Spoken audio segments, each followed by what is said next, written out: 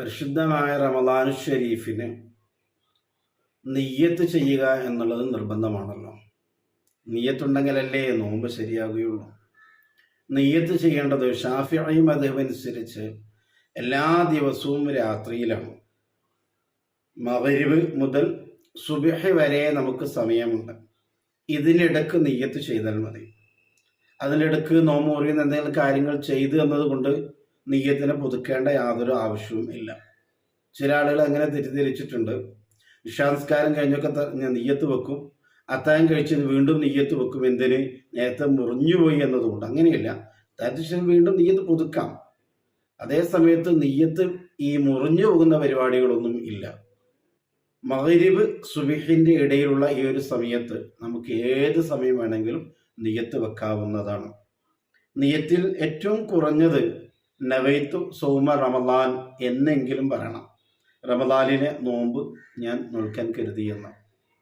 ഏറ്റവും നല്ലത് നിയ്യത്തിലെ പൂർണ്ണമായ രൂപം തന്നെ നാം പറയുകയും മനസ്സിൽ കരുതുകയും ചെയ്യുക എന്നുള്ളതാണ്. നിയ്യത്ത് എന്ന് പറഞ്ഞാൽ കരുത്താണല്ലോ. മനസ്സിൽ പറയാതെ നാവോട് ഇങ്ങനെ പറഞ്ഞുകൊണ്ട് യാതൊരു കാര്യവുമില്ല, അത് നിയ്യത്താവില്ല. കരുത്താണ് വേണ്ടത്. മനസ്സിൽ അത് കരുതണം. നാളത്തെ നോമ്പ് ഞാൻ നോൽക്കുന്നു എന്നൊരു കരുത്ത് നമ്മുടെ മനസ്സിൽ വേണം. അതോടൊപ്പം നമ്മൾ നാവുകൊണ്ട് പറയുകയും ചെയ്താൽ അത് സുന്നത്തിൻ്റെ പ്രതിഫലം കിട്ടി പൂർണ്ണമായ നിയ്യത്താവുകയും ചെയ്തു. എങ്ങനെയാണ് നിയ്യത്ത് ചെയ്യേണ്ടത്?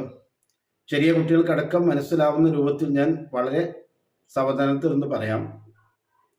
നവൈത്തു സൗമഗദിൻ അൻ അദാഇ ഫർളി റമളാനി ഹാദിഹി സനതി ലില്ലാഹി തആല.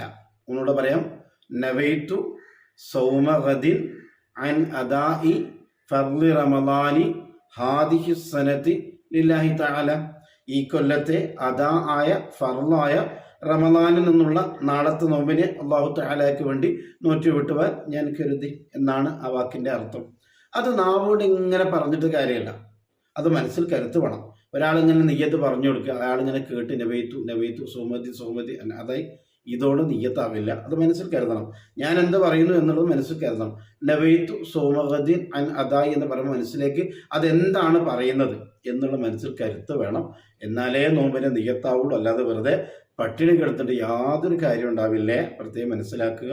നിയ്യത്ത് നമ്മൾ പഠിക്കുക, നമ്മുടെ മക്കൾക്ക് പഠിപ്പിക്കുക, എല്ലാവർക്കും പഠിപ്പിച്ചു കൊടുക്കുക. അല്ലാഹു തആല പരിശുദ്ധമായ റമദാനു ഷരീഫിൽ പൂർണ്ണമായി നോമ്പ് നോൽക്കാനും അല്ലാഹു തആല സ്വീകരിക്കുന്ന രൂപത്തിൽ നോമ്പ് അനുഷ്ഠിക്കാനും നമുക്ക് നമ്മോട് ബന്ധപ്പെട്ട മുഴുവൻ ആളുകൾക്കും തൗഫീഖ് നൽകി അനുഗ്രഹിക്കുമാറാവട്ടെ. ആമീൻ.